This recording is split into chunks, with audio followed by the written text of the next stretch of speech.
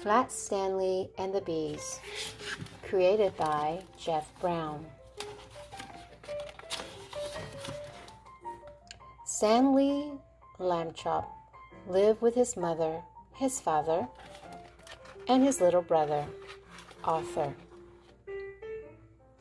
Stanley was 4 feet tall, about a foot wide, and half an inch thick. He had been flat ever since a bulletin board fell on him. Something that is flat, you can think of an envelope, a flat envelope. So Stanley is flat because a bulletin board fell on him. Being flat didn't stop Stanley from eating just as much as a regularly shaped boy. "Are the honey buns done?" he asked one summer afternoon. "Not yet," said Mrs. Lambchop. "I don't know why I'm baking. It's too hot today." "We'll cool you off," said Mr. Lambchop. "Boys, let's do the fan." Do you see how flat Stanley is?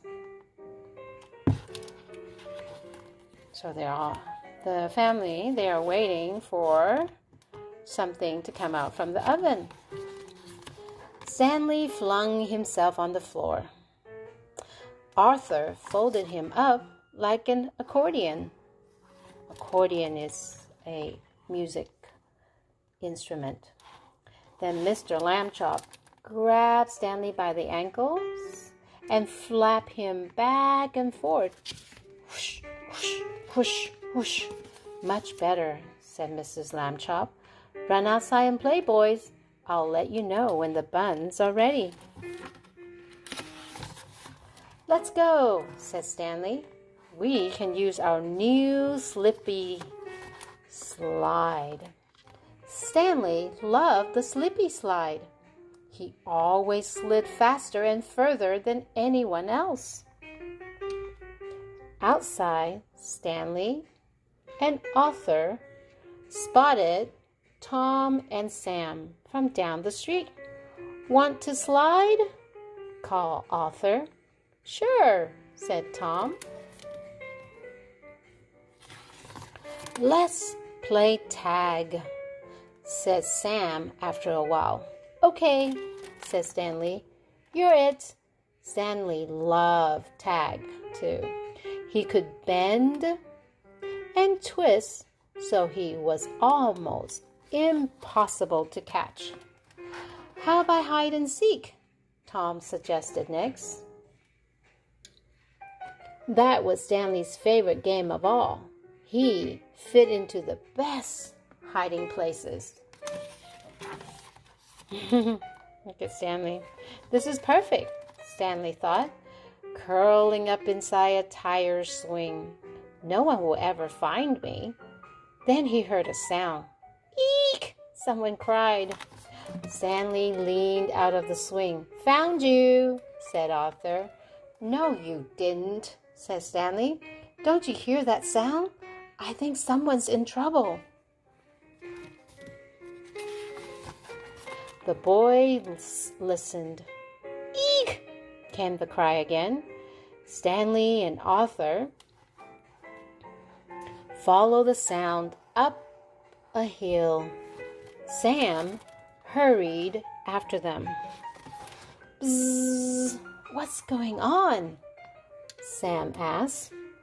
Before Stanley could answer, he heard another sound, an angry sound. Bzzz. "Oh no," said Arthur. "It's Tom." There's Arthur saying, "It's Tom." Their friend stood like a statue, too scared to move. A swarm of bees buzz around Tom. "I was hiding behind a tree," Tom squeaked. "I must have bumped a beehive. Eek!"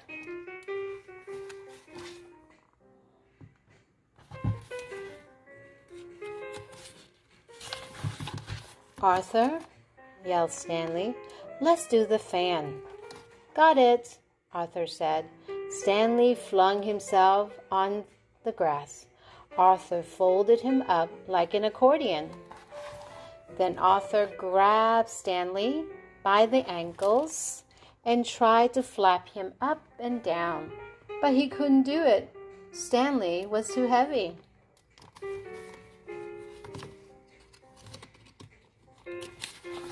Sam rushed over to help. 1, 2, 3, flap, Arthur called. Together they fanned Stanley with all their might. Whoosh! The blast of air blew the bees away, but not very far. The boys took off down the hill. The bees came after them. They're catching up, Tom yelled. Yelp. Then suddenly, Stanley saw something. They slippy slide.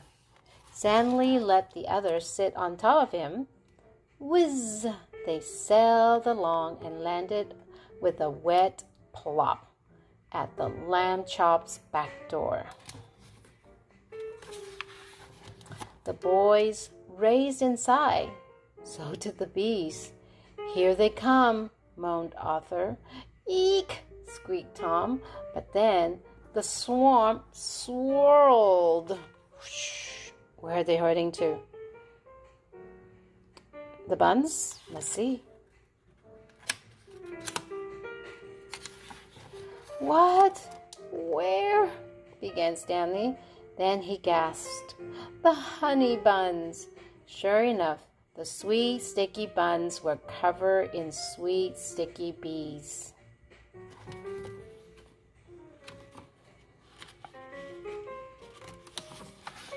Oh dear, cried Mrs. Lambchop, walking into the kitchen.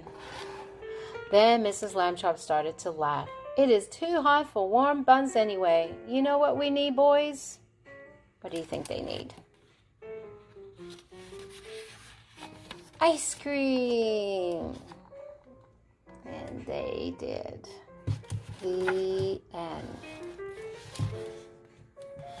So, Flat Stanley is flat, and he was able to save the day when Arthur folded Stanley into a fan, and then that got rid of the bees around Tom. And then the bees, what happened at the end? It ate the buns, right? Because it was sweet honey buns. The end.